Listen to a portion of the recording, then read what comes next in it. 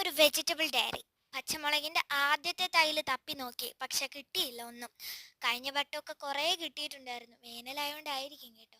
1 centimetre അകലെയുടെ അടുത്ത ചട്ടി വെച്ചിരിക്കുന്ന ആ തൈയിൽ ഒന്നുകൂടെ ഒന്ന് നോക്കി കേട്ടോ, വേറെ ഒരു തൈ.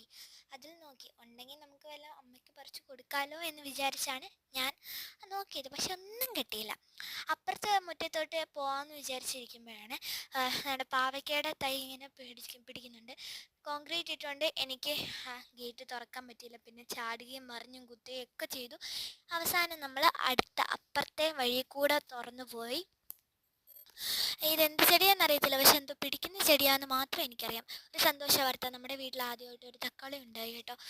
തക്കാളി ചെടി ഉണ്ടായിട്ടുണ്ട്, പക്ഷെ ഒന്നും ഇതുവരെ കിട്ടിയിട്ടില്ല കേട്ടോ. നല്ല മുട്ടൻ തക്കാളി കിട്ടി. പിന്നെ കരിവേപ്പിൻ്റെ ഒരു പുതിയ തൈ നമ്മൾ നട്ടുപിടിപ്പിച്ച് നന്നായിട്ട് വളർന്നു. പച്ചച്ചീര നന്നായിട്ട് വളർന്നു. വേനൽക്കാലത്തും എന്നെ സന്തോഷിപ്പിക്കുന്ന ഒരു കാര്യമുണ്ട് കേട്ടോ, നമ്മുടെ വെള്ളരിക്ക. വേനൽക്കാലത്തും എന്നെ സന്തോഷിപ്പിക്കുന്ന ഒരു കാര്യം, എന്താണ്ട് വേനൽക്കാലത്തും ഇതുപോലെ ബുഷായിട്ട് നല്ല രീതിക്ക് നമ്മുടെ ജമന്തിപ്പൂവിൻ്റെ തൈ ഇവിടെ കിളിച്ച് വന്നിട്ടുണ്ട്. ഒരു 7-8 തൈകളുണ്ട് കേട്ടോ.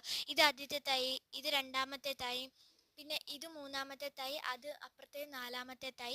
5, 6, 7 തൈകൾ ഒരുമിച്ചുണ്ടായിട്ടുണ്ട്. എനിക്ക് ഭയങ്കര സന്തോഷം. ജമന്തി കിട്ടുമായിരുന്നു, നന്നായിരുന്നു. അതിൻ്റെ ഇടയ്ക്കൂടെ നമ്മുടെ പാവയ്ക്കാക്കുട്ടൻ ഇങ്ങനെ കയറി പിടിച്ചിട്ടുണ്ട് കേട്ടോ. ഒരു പാവയ്ക്ക ഉണ്ടായിട്ടുണ്ട്, ഒരു കുഞ്ഞൻ പാവയ്ക്ക. പിന്നെ അതിൻ്റെ അപ്പുറത്തൊരു മഞ്ഞപ്പാവയ്ക്ക ഉണ്ടായിട്ടുണ്ട്.